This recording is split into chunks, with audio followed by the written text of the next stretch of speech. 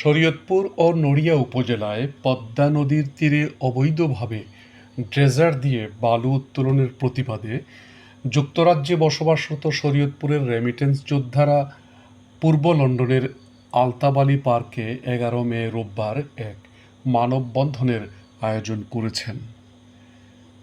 মানববন্ধনে বক্তারা বলেন, নদী থেকে ড্রেজার মেশিন দিয়ে নদী খনন করে অবৈধভাবে বালু উত্তোলন করছে একটি চক্র, যার ফলে নদীর ভাঙন ব্যাপক আকার ধারণ করেছে।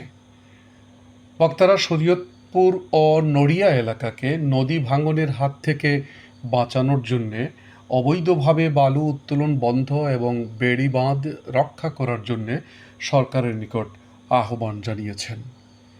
এ সময় বক্তব্য রাখেন ইকবাল আহমেদ, পল্টন শেখ, অপু মাল, কাঞ্চন ছৈয়াল, মোহাম্মদ চান্নু, এরফান ছৈয়াল, বাবুল মোড়ল, রমিজউদ্দিন ব্যাপারী, হাকিম শিকদার সহ অনেকেই।